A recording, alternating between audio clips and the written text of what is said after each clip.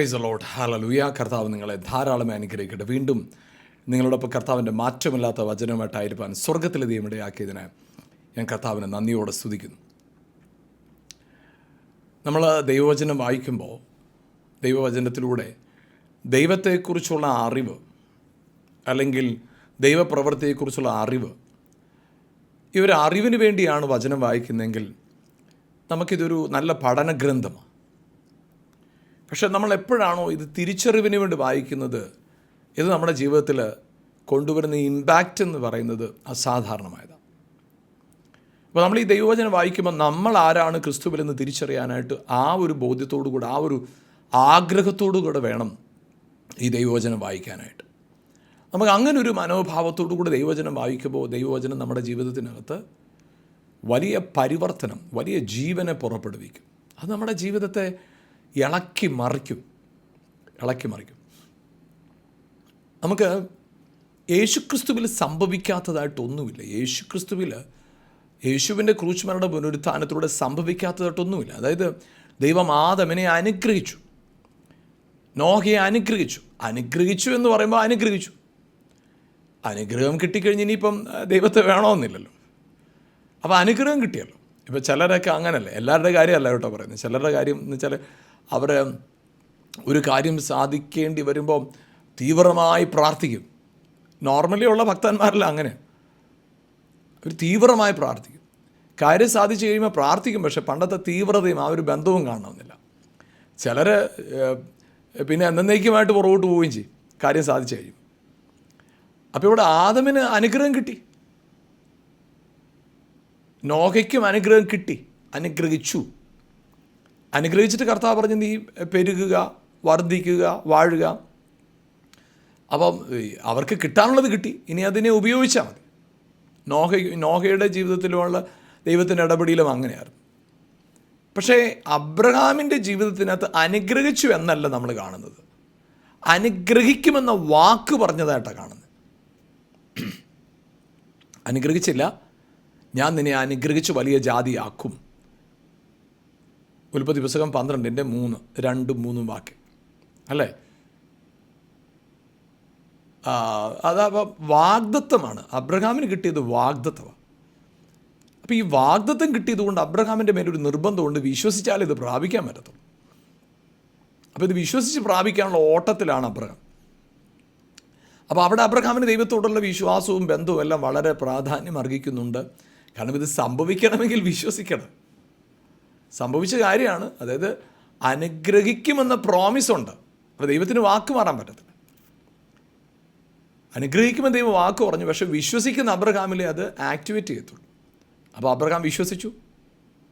അപ്പോൾ വിശ്വസിച്ച അബ്രഹാമിൻ്റെ ജീവിതത്തെക്കുറിച്ച് ഉൽപ്പത്തി പുസ്തകത്തിൽ നമുക്കതിൻ്റെ 23-ാം അധ്യായത്തിൽ നമുക്ക് കാണാൻ സാധിക്കുന്നൊരു കാര്യം, അബ്രഹാമിൻ്റെ വേലക്കാരൻ പോയി പറയുന്നൊരു കാര്യമുണ്ട്.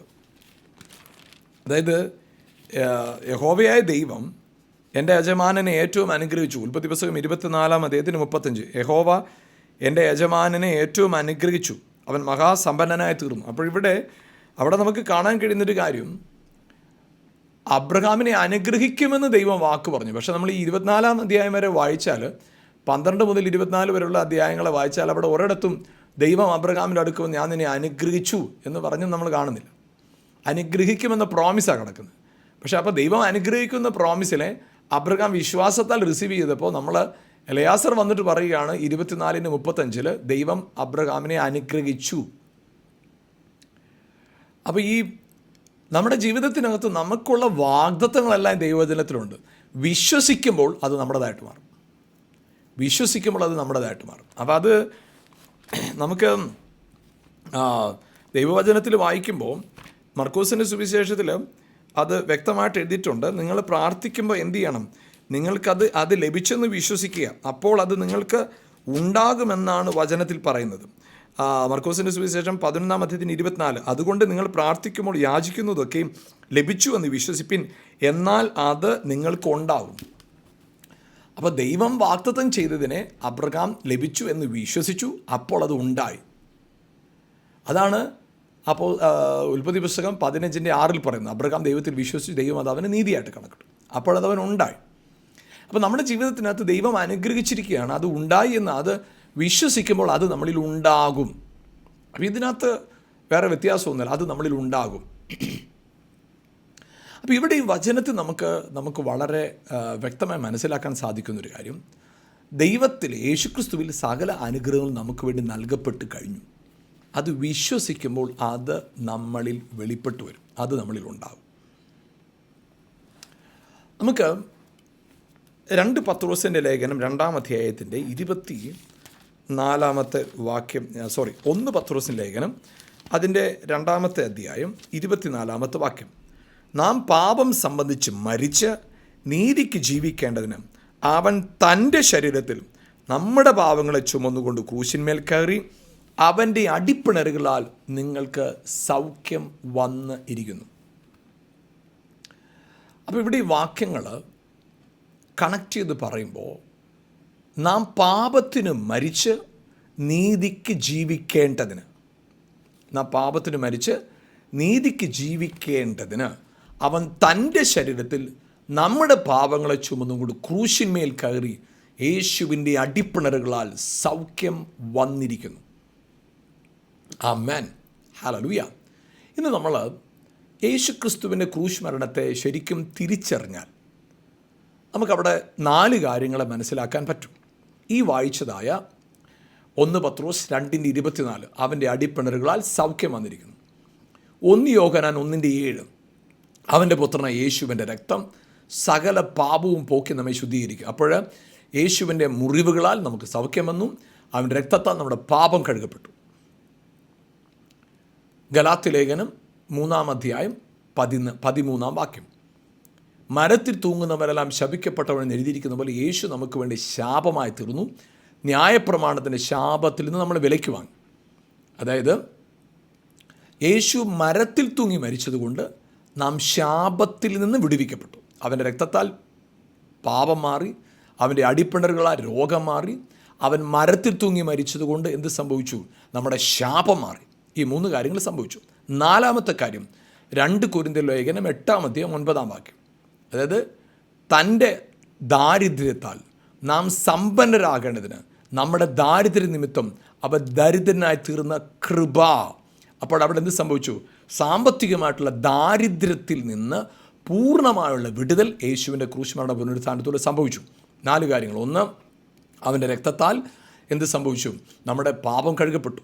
അവൻ്റെ അടിപ്പിണറുകളാൽ നമ്മുടെ രോഗം സൗഖ്യമായി. അവൻ മരത്തിൽ തൂങ്ങി മരിച്ചതുകൊണ്ട് നമ്മുടെ ശാപം മാറി. നമുക്ക് ന്യായപ്രമാണത്തിൻ്റെ ശാപമില്ല, ആദാമ്യ ലംഘന നിമിത്തം വന്ന ശാപം, അതിനകത്ത് നമ്മളെ വിടുവിച്ചു. അവൻ ദരിദ്രനായി തീർന്നതുകൊണ്ട് നമ്മുടെ ദാരിദ്ര്യത്തിൽ നമ്മൾ പുറത്തു വന്നു. ഈ 4 കാര്യവും ക്രൂശിൽ സംഭവിച്ചു കഴിഞ്ഞതാണ്. അപ്പോൾ ഇത് സംഭവിച്ചു കഴിഞ്ഞു എന്ന് പറയും. ഇത് നമ്മുടെ ജീവിതത്തിൽ പ്രായോഗികമാകണമെങ്കിൽ അത് നമ്മുടെ ജീവിതത്തിൽ മനഃപൂർവ്വമായൊരു തീരുമാനവും തിരിച്ചറിവും അതിലുണ്ടായി നമ്മൾ പ്രാപിക്കുവാനുള്ള മനോഭാവം നമുക്കുണ്ടാവണം. അതായത് യേശുവിൻ്റെ ക്രൂശ് മരണത്തിലൂടെ എൻ്റെ ശാപം മാറി, അത് നമ്മൾ തിരിച്ചറിയണം. തിരിച്ചറിഞ്ഞ് പ്രഖ്യാപിക്കണം. ആ തിരിച്ചറിവിലൂടെ അതിനകത്തുനിന്ന് പുറത്തു വരണം. ശാപം നമ്മളിൽ വാഴാൻ അനുവദിക്കരുത്. ഒരു ശാപവും നമ്മുടെ മേൽ വേണം. നമ്മൾ ഒന്നിൻ്റെയും അടിമകളായി വാഴരുത്. യെസ്, ദാരിദ്ര്യം നമ്മൾ മനസ്സിലാക്കി വെച്ചിരിക്കുന്ന ദാരിദ്ര്യം എന്ന് പറയുന്നത് ദൈവമക്കളുടെ അടയാളമായിട്ടാണ് ചിലർ മനസ്സിലാക്കി വെച്ചിരിക്കുന്നത്. അല്ല, ദൈവമക്കൾക്ക് ഒരു നന്മയ്ക്കും കുറവില്ലാതിരിക്കണമെന്നാണ് കർത്താവ് ആഗ്രഹിക്കുന്നത്. ഒന്നിനും കുറവില്ലാത്തവരായിരിക്കുക കർത്താവ് ആഗ്രഹിക്കുന്ന കാര്യം. അതെല്ലാ നിലകളിലും. അതുപോലെ തന്നെ നമ്മുടെ പാപം, പ്രിയപ്പെട്ടവർ, ഞാൻ പറയട്ടെ, പാപം ദൈവത്തിൽ നിന്ന് അകറ്റുന്നു. യെസ്, പാപമാണ് ദൈവത്തിൽ നിന്ന് അകറ്റുന്നത്. പാപം നമ്മളെ ദൈവത്തിൽ നിന്ന് അകറ്റും. പക്ഷേ പാപത്തെക്കാളും നമ്മളെ ഏറ്റവും വലിയ സ്വാധീനം ചെലുത്തുന്ന കാര്യം കുറ്റബോധമാണ്. പാപം ചെയ്തു, അത് കർത്താവ് ക്ഷമിച്ചു, അതിന് പരിഹാരം വരുത്തി, നമ്മുടെ പാപത്തിന് പരിഹാരം വരുത്തി. പക്ഷേ കുറ്റബോധത്തിൽ നിന്ന് പുറത്തു വരേണ്ടത് നമ്മുടെ റെസ്പോൺസിബിലിറ്റിയാണ്. നമ്മൾ തിരിച്ചറിയണം, ഐ ആം ഫോർഗിവൺ. ആ തിരിച്ചറിവാണ് നമുക്ക് യഥാർത്ഥത്തിൽ ദൈവത്തോടുള്ള ബന്ധത്തെ റിസ്റ്റോർ ചെയ്യുന്നത്. അപ്പോൾ ഇവിടെ നമ്മൾ മനസ്സിലാക്കേണ്ട ഒരു കാര്യം, ആ പാപത്തിൽ നിന്ന് മോചനം വരാനായിട്ട് യേശുവിൻ്റെ ക്രൂശ് പുനരുത്ഥാനം നമ്മുടെ പാപത്തിന് പരിഹാരം പറ്റി. അവൻ്റെ രക്തം എൻ്റെ പാപത്തെ കഴിയുന്നുള്ള ബോധ്യം നമ്മളകത്ത് വരണം. അവൻ്റെ രക്തത്താൽ എൻ്റെ പാപം കഴുകപ്പെട്ടു എന്നുള്ള ബോധ്യം. ശാപത്തിൽ നിന്ന് പുറത്തു വന്നു, രോഗത്തിൽ നിന്ന് പുറത്തു വന്നു. രോഗം അവൻ്റെ അടിപ്പിണറുകളാൽ സൗഖ്യം വന്നിരിക്കുന്നു. ഇന്നത്തെ കാലത്ത് നമുക്ക് ചുറ്റുപാടുകളിൽ കാണാൻ കഴിയുന്ന ഒരു കാര്യമാണ്, നമ്മൾ പ്രതീക്ഷിക്കാത്ത തരത്തിലുള്ള രോഗങ്ങളാണ്. കൊച്ചു കുഞ്ഞുങ്ങളെപ്പോലും രോഗം പിടിച്ചു വച്ചിരിക്കുക. നമുക്കറിയാം, പല കുടുംബങ്ങളിൽ ഇന്ന് പലരുടെയും ജീവിതത്തിനകത്ത് അവരുടെ അധ്വാന ഫലത്തിൻ്റെ ഒരു സിംഹഭാഗവും അവർ ചെലവഴിക്കേണ്ടി വരുന്നത് രോഗസൗഖ്യത്തിന് വേണ്ടിയിട്ടാണ്. പല കുടുംബങ്ങളും നമുക്ക് കാണാൻ സാധിക്കും. ഒരു കാലത്ത് ഒരു ജീവിതശൈലി ഉള്ളവർക്ക് മാത്രം വന്നുകൊണ്ടിരുന്ന രോഗം അങ്ങനല്ല, ഇപ്പോൾ ഇത് കോമണായി.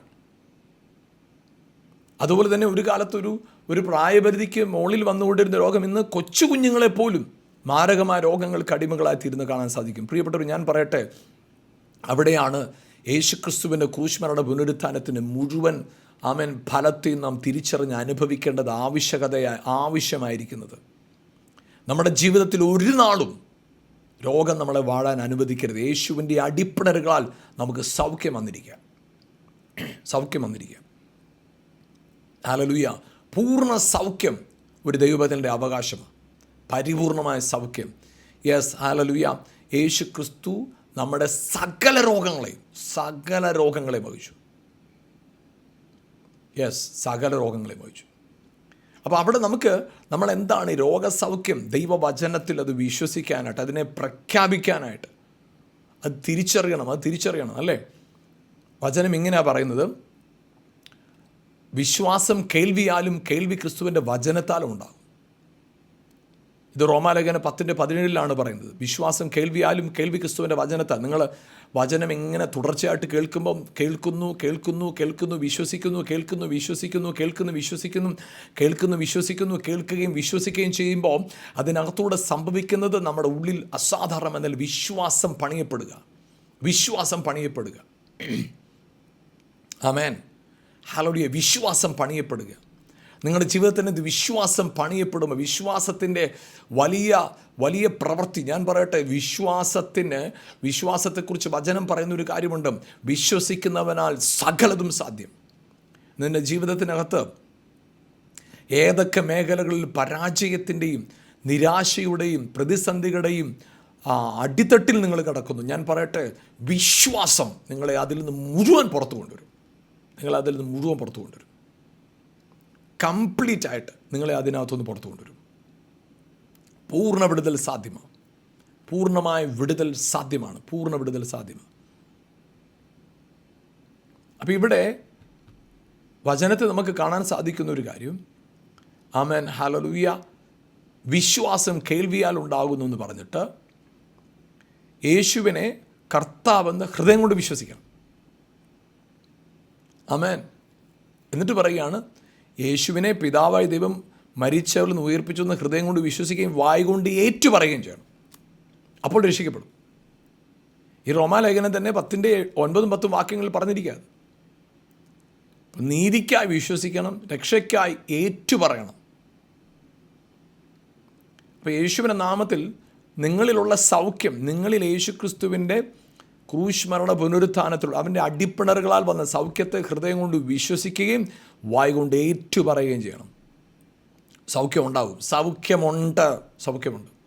നിങ്ങളുടെ രോഗത്തിൽ തകരാൻ വിളിക്കപ്പെട്ടവരല്ല. അതേ പ്രിയപ്പെട്ടവർ, നമ്മുടെ യേശുക്രിസ്തുവിനെ നമുക്ക് കാണാൻ സാധിക്കും. യേശു ജഡസാദൃശ്യ നിമിത്തം ജഡപ്രകാരവും അയച്ചു അല്ലേ? പാപജഡ സാദൃശ്യത്തിലും പാപനിമിത്തവും അയച്ചു. പാപത്തിന് ജഡത്തിൽ ശിക്ഷ വിധിച്ചു. ജഡപ്രകാരം യേശു വന്ന്, ജഡത്തിൽ യേശു വന്നതുകൊണ്ട് വിശന്നു, ദാഹിച്ചു, കരഞ്ഞു, ചിരിച്ചു, ഉറങ്ങി, ദേഷ്യപ്പെട്ടു. ഇതൊക്കെ നമ്മൾ കാണുന്നുണ്ട്. എന്നാൽ ഇതിനെല്ലാം അപ്പുറം മരിച്ചു ഇതുവരെ കാണുന്നുണ്ട് ജഡപ്രകാരം. പക്ഷേ വിശന്നു എന്നതുകൊണ്ട് വിശപ്പിന് യേശു അടിമയായില്ല. ദാഹിച്ചു, ദാഹത്തിന് അടിമയായില്ല. ദേഷ്യം വന്നു, ദേഷ്യം അവനെ നിയന്ത്രിക്കാൻ അവൻ അനുവദിച്ചില്ല. മരിച്ചു, മരണം പോലും അവനെ വാഴാൻ അനുവദിച്ചില്ല. പ്രിയപ്പെട്ടവർ, ഞാൻ പറയട്ടെ, ജഡപ്രകാരം നമ്മുടെ ജീവിതത്തിൽ എന്തെങ്കിലും കാര്യങ്ങളൊക്കെ വന്നു പോയെന്നിരിക്കും, പക്ഷെ അത് നിങ്ങളെ വാഴാൻ അനുവദിക്കരുത്. യെസ്, ആ രോഗം, ആ വേദന, never allow it reign over you, control you, manipulate you. നിങ്ങളെ നിയന്ത്രിക്കാനായിട്ട്, നിങ്ങളെ കൺട്രോൾ ചെയ്യാൻ അനുവദിക്കരുത്. യെസ്, നിങ്ങളെ നിയന്ത്രിക്കാൻ അനുവദിക്കരുത്. ഹല്ലേലൂയ. അപ്പോൾ ഇവിടെ വചനത്തിൽ കാണാൻ കഴിയുന്ന ഒരു കാര്യം, ഹല്ലേലൂയ, ഏറ്റു പറഞ്ഞാൽ രക്ഷിക്കപ്പെടും. വിശ്വാസം കേൾവിയാലും, കേൾവി ക്രിസ്തുവിൻ്റെ വചനത്താൽ വരുന്നു. നമുക്കറിയാം, ദൈവജനം 430 വർഷത്തെ അടിമത്തം ഒരു ചെറിയ കാര്യമല്ല. 430 വർഷത്തെ അടിമത്തം. ആ 430 വർഷത്തെ അടിമത്തത്തിന് ശേഷം അവർ പുറത്തേക്ക് ഇറങ്ങി വരുമ്പോൾ നാം അവരെ കാണുന്നത് ഇങ്ങനെയാണ്. അവർ പുറത്തേക്ക് ഇറങ്ങി വരുമ്പോൾ അവരിൽ രോഗികളാരും ഉണ്ടായിരുന്നില്ല. അവരിൽ ഒരാളും രോഗികളുണ്ടായിരുന്നില്ല. നമ്മൾ കാണുന്നുണ്ട്. പക്ഷേ നമുക്കറിയാം, മിരിയാം മോശയ്ക്ക് വിരോധമായി സംസാരിച്ചതിന് പേരിൽ കുഷ്ഠമുണ്ടായി. ദൈവത്തിൻ്റെ അഭിഷേകത്തിന് വിരോധമായി പിറുപിറുത്തതിൻ്റെ പേരിൽ സർപ്പം വന്ന് അനേകരെ കടിച്ചു, അനേകർ മരിച്ചുപോയി. ഒരു സ്ഥലത്ത് തീ ഇറങ്ങി, ഒരു സ്ഥലത്ത് കാണുന്ന ഭൂമി പിളർന്നവരെ വിഴുങ്ങിക്കളഞ്ഞു. രോഗമുണ്ടായി എന്ന് കാണുന്നില്ല, പക്ഷെ പലതരത്തിലെ അനുസരണക്കേട് കാണിച്ചിടത്തെല്ലാം അവരുടെ മേൽ ദൈവത്തിൻ്റെ ശിക്ഷാവിധി നടപ്പിലാകുന്ന കാണാൻ സാധിക്കും. എന്നാൽ ദൈവം അവർക്ക് കൊടുത്തൊരു പ്രോമിസ് ഉണ്ട്. പുറപ്പാട് പുസ്തകം 15-ാം അധ്യായത്തിൻ്റെ 26-ാം വാക്യം. നിന്റെ ദൈവമായ യഹോവയുടെ വാക്ക് നീ ശ്രദ്ധയോടെ കേട്ട് അവന് പ്രസാദമുള്ളത് ചെയ്യുകയും അവൻ്റെ കൽപ്പനകളെ അനുസരിച്ച് അവൻ്റെ സകല വിധികളും പ്രമാണിക്കുകയും ചെയ്താൽ ഞാൻ മിസ്രൈമ്യർക്ക് വരുത്തിയ വ്യാധികളിൽ ഒന്നും നിനക്ക് വരുത്തുകയില്ല. ഞാൻ നിന്നെ സൗഖ്യമാക്കുന്ന യഹോവയാകുന്നു. ഇവിടെ കർത്താവ് പറയുന്ന ഒരു കാര്യം, കർത്താവിന് പ്രസാദമുള്ളത് ചെയ്യുക.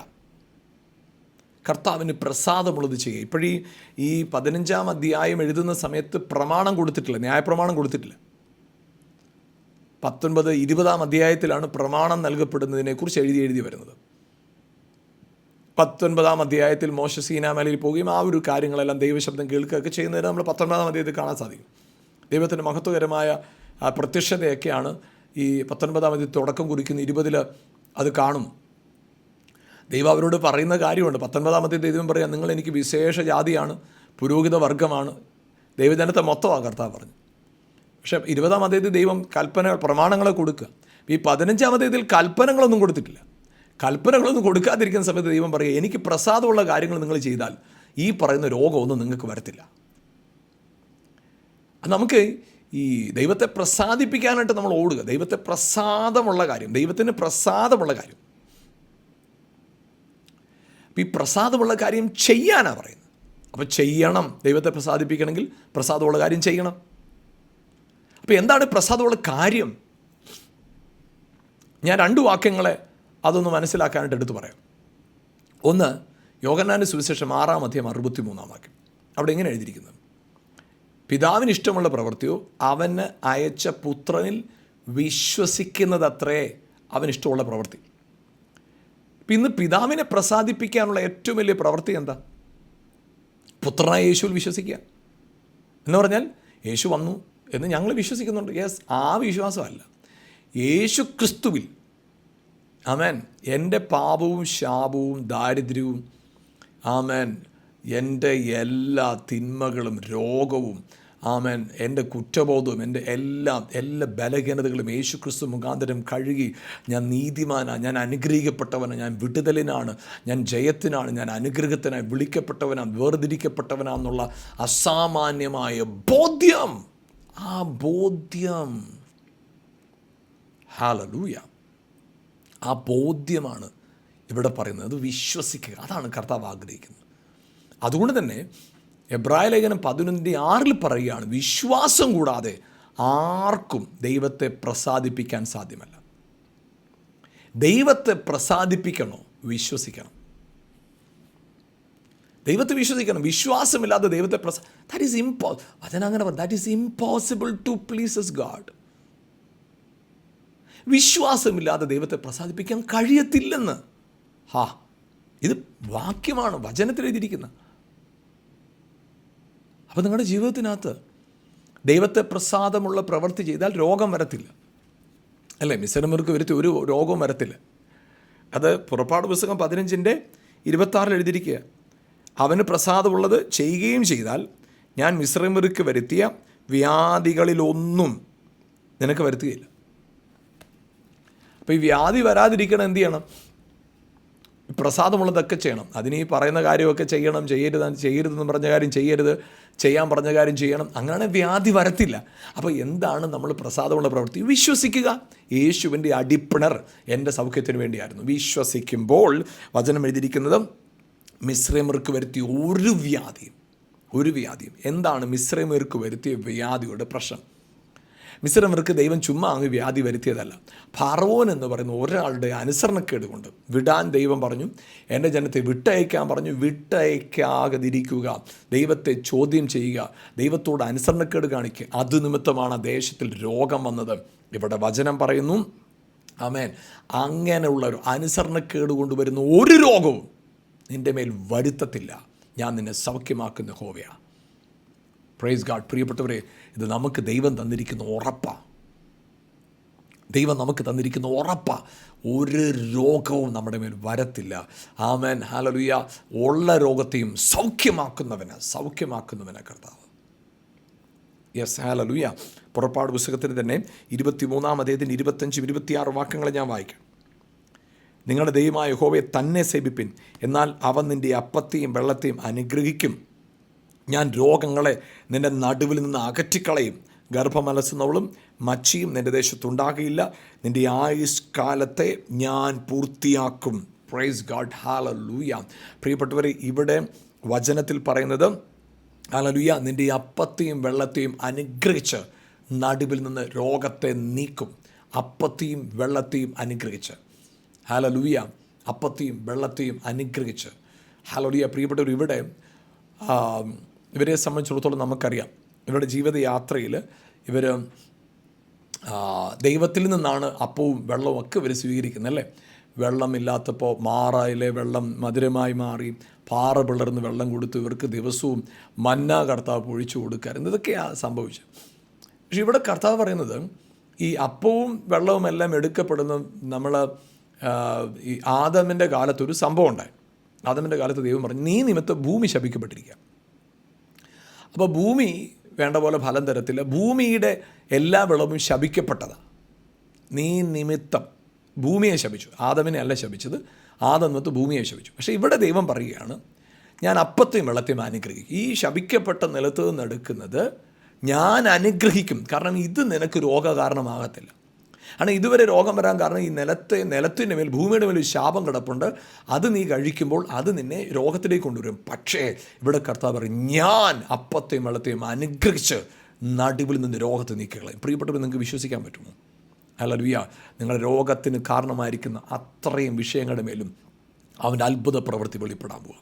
രണ്ടാമത് പറയുന്ന കാര്യം, ഗർഭമലസുന്ന മച്ചി നിൻ്റെ ദേശത്തുണ്ടാകില്ല. നിൻ്റെ ആയുസ്സിനെ, ഹല്ലേലൂയ, ആമേൻ, നിൻ്റെ ആയുഷ്കാലത്ത് ഞാൻ പൂർത്തിയാക്കും. പ്രിയപ്പെട്ടവർ, ഹല്ലേലൂയ, നമ്മുടെ ജീവിതത്തിനകത്ത് ആയുസ്സിനെ പൂർത്തിയാക്കാതെ വണ്ണം വരുന്ന സകല രോഗങ്ങളും യേശുവിൻ്റെ നാമത്തിൽ മാറിപ്പോട്ടെ. ഒരനർത്ഥവും നിനക്ക് ഭവിക്കത്തില്ല. ഒരു ബാധയും നിൻ്റെ കൂടാരത്തോട് അടുക്കത്തില്ലെന്ന് പറഞ്ഞവൻ, യെസ്, നിൻ്റെ എല്ലാ ബാധകളും എല്ലാ രോഗങ്ങളും കുടുംബം വിട്ട് ശരീരം വിട്ട് യേശുവിൻ്റെ നാമത്തിൽ അത്ഭുതകരമായി മാറുന്ന ഒരു ദിവസമായിട്ട് ഈ ദിവസം മാറട്ടെ.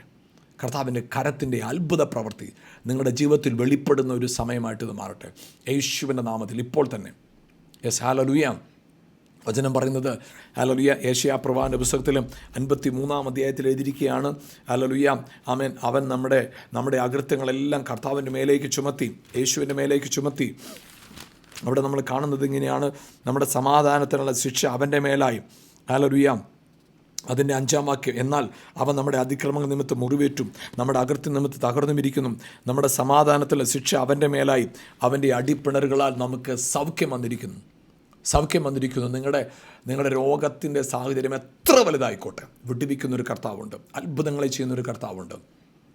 നിങ്ങളുടെ അവസ്ഥകൾ മാറ്റുന്നൊരു കർത്താവുണ്ട്. ഇപ്പോൾ തന്നെ വിശ്വസിക്കാമോ? നിങ്ങൾ എത്ര വലിയ രോഗത്തിൻ്റെ അടിമത്വത്തിൽ കിടന്നാലും ഈ നിമിഷം നിങ്ങളെ സൗഖ്യമാക്കുന്ന കരം നിങ്ങളുടെ സമീപമുണ്ട്. ഹല്ലേലൂയ, ആമേൻ. അവൻ്റെ അടിപ്പിണറുകളാൽ സൗഖ്യം വന്നു. അവൻ ദരിദ്രനായി തീർന്നുകൊണ്ട് നമ്മുടെ ദാരിദ്ര്യം മാറി. അവൻ ശാപത്തിന് കീഴായതുകൊണ്ട് നമ്മൾ ശാപത്തിൽ നിന്ന് വിലയ്ക്ക് വാങ്ങി. ഹല്ലേലൂയ, ആമേൻ. അവൻ മരത്തിൽ തൂങ്ങി മരിച്ചുകൊണ്ട് ശാപത്തിൽ നിന്ന് പുറത്തു വന്നു. ദരിദ്രനായി തീർന്നു ദാരിദ്ര്യത്തിൽ നിന്ന് പുറത്തു വന്നു. അവൻ്റെ രക്തത്താൽ നമ്മുടെ പാപം കഴുകപ്പെട്ടു. അവൻ്റെ അടിപ്പിണറാൽ സൗഖ്യം, അടിപ്പിണറാൽ സൗഖ്യം, അടിപ്പിണറാൽ സൗഖ്യം. യേശുവിൻ്റെ നാമത്തിൽ നിന്ന് വിശ്വസിക്കുന്ന സകലരുടെ മേലും അടിപ്പിണറുകളാലുള്ള സൗഖ്യം, അടിപ്പിണറുകളാലുള്ള സൗഖ്യം ഇപ്പോൾ തന്നെ വെളിപ്പെടട്ടെ. ഇപ്പോൾ തന്നെ വെളിപ്പെടട്ടെ. വിശ്വസിക്കാം. അത് നിങ്ങളിൽ ഇപ്പോൾ ആമേൻ അത് നിവർത്തിക്കപ്പെടാൻ പോകും. നമുക്ക് ഒരുമിച്ച് പ്രാർത്ഥിക്കാം. ഞങ്ങളുടെ നല്ല കർത്താവേ, അനുഗ്രഹീതമായ സമയത്തിനായിട്ട് ഞങ്ങളെങ്കിൽ സ്തോത്രം ചെയ്യുമ്പോൾ കർത്താവിനെ കണ്ടുകൊണ്ടിരിക്കുന്ന ഓരോരുത്തരുടെ മേലും ഇപ്പോൾ തന്നെ ആ ഇരുട്ട് മാറട്ടെ, അവ്യക്തത മാറട്ടെ. ആമേൻ. വചനത്തിൽ പറയുന്ന പോലെ മോശയുടെ പുസ്തകം വായിക്കുമ്പോഴെല്ലാം മൂടുപടം കിടക്കുന്നു. അത് കർത്താവ് അവിശ്വാസത്തിൻ്റെ മൂടുപടം, ഭയത്തിൻ്റെ മൂടുപടം, നിരാശയുടെ മൂടുപടം മാറി ഇപ്പോൾ തന്നെ അസാധാരണമായ നിലയിലെ സൗഖ്യം, എത്ര മാരക രോഗമാകട്ടെ, ഇപ്പോൾ തന്നെ യേശുവിൻ്റെ നാമത്തിൽ അങ്ങയുടെ സ്പർശനത്താൽ ഉണ്ടാകുന്ന അങ്ങയുടെ അടിപ്പിണറുകളുള്ള സൗഖ്യം ഇപ്പോൾ തന്നെ അവരെ എക്സ്പീരിയൻസ് ചെയ്യട്ടെ. ആമേൻ. സകല രോഗങ്ങളെയും, സാക്ഷാൽ സകല രോഗങ്ങളെയും അതേ കർത്താവേ, ചെറുതും വലുതുമായ രോഗങ്ങൾ, ചികിത്സയുള്ളത്, ചികിത്സയില്ലാത്തത്, പാരമ്പര്യമായി വന്നത്, ആക്സിഡൻറ്റുകൾ കൊണ്ടോ ഭക്ഷണത്തിന് വ്യത്യസ്തം കൊണ്ടോ ജീവിതശൈലിയിലെ മാറ്റം കൊണ്ടോ വന്ന രോഗങ്ങൾ എന്തുമാകട്ടെ, ഇമോഷണലായിട്ടുള്ള ഇംബാലൻസ് കൊണ്ട് വന്ന രോഗങ്ങൾ ഇപ്പോൾ യേശുവിൻ്റെ നാമത്തിൽ ഈ നിമിഷം അത് സൗഖ്യമാകട്ടെ. യെസ് ഇപ്പോൾ തന്നെ യേശു തൊടുന്നു. യേശു പലരെയും തൊടുന്നു. ഈ കണ്ടുകൊണ്ടിരിക്കുന്ന പലരെയും യേശു തൊടുന്നു. ഇപ്പോൾ തന്നെ അസാധാരണമായ വിടുതൽ അവരിൽ വെളിപ്പെട്ടതിനായിട്ട് നന്ദി. യേശുവിൻ്റെ വിടുവിക്കുന്ന കരം അവരെ തൊട്ടതിനായി നന്ദി. അത്ഭുതകരമായി സൗഖ്യമാക്കിയതിനായി സ്തോത്രം. ജയാളികളായിട്ട് എഴുന്നേൽപ്പിച്ചതിനായിട്ട് നന്ദി കർത്താവ്. യെസ് ലോർഡ് ഇപ്പോൾ തന്നെ ആമേൻ. ജീവിപ്പിക്കുന്ന കർത്താവിൻ്റെ കരം, ജീവൻ്റെ കരം ചലിക്കട്ടെ. ആമേൻ. ആ രോഗം ആമേൻ ഇപ്പോൾ തന്നെ സൗഖ്യമാകുന്നു. ഇപ്പോൾ തന്നെ സൗഖ്യമാകുന്നു. ഈ നിമിഷം അതെ വലിയ സാക്ഷ്യമായിട്ടൊന്ന് മാറട്ടെ കർത്താവ്. അത്ഭുതം ചെയ്തതിനായിട്ട് നന്ദി. യേശുവിൻ നാമത്തിൽ പിതാവേ, ആമേൻ. പ്രിയപ്പെട്ടവരെ, നിങ്ങളിൽ അത്ഭുതം സംഭവിച്ചു കഴിഞ്ഞിരിക്കുക. വിശ്വസിക്കുക. ആമേൻ. അവൻ്റെ അടിപ്പിണര് നിങ്ങളുടെ സൗഖ്യത്തിന് കാരണമായി മാറിയിരിക്കുക.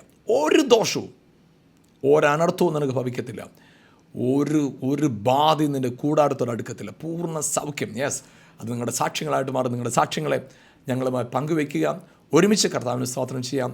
കർത്താവ് നിങ്ങളെ ധാരാളമായി അനുഗ്രഹിക്കട്ടെ. ആമേൻ.